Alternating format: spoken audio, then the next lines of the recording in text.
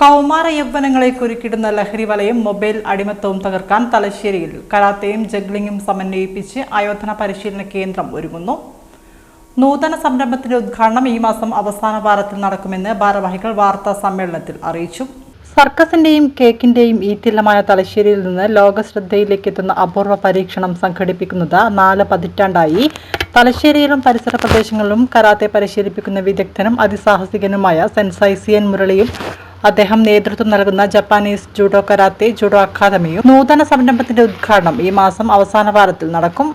Mobile ഗെയിമുകളിലും social മീഡിയകളിലും ഒഴുകുന്ന കുട്ടികളുടെ ശ്രദ്ധ കായികവും മാനസിക ഉന്മേഷം നൽകുന്നതുമായ വിനോദങ്ങളിലേക്ക് വഴിമാറ്റുകയാണ് ലക്ഷ്യമെന്ന് മുരളി വാർത്താ സമ്മേളനത്തിൽ പറഞ്ഞു.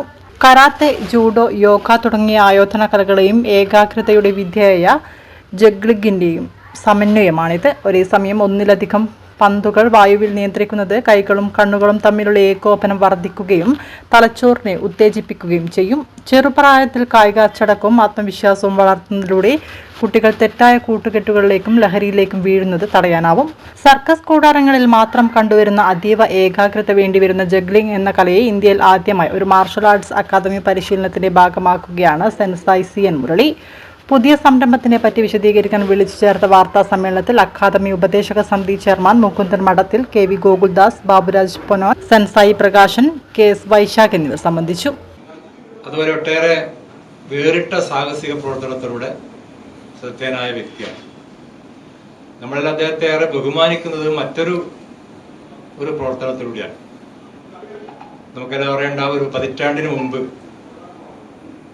ഇന്ത്യ ആകെ ആശങ്കപ്പെട്ടുകൊണ്ടിരുന്ന സ്ത്രീ സുരക്ഷാ വിഷയം, ഒരുപക്ഷെ ആ സ്ത്രീ സുരക്ഷാ വിഷയത്തിൽ അത് ഏറ്റെടുത്ത ഒരു പ്രത്യേക മാനം ജാപ്പനീസ് ജൂഡോ കരാട്ടെ സ്കൂൾ ഇന്റർനാഷണലിന്റെ സെൻസായി സിയൻ മുരളിയാണ്.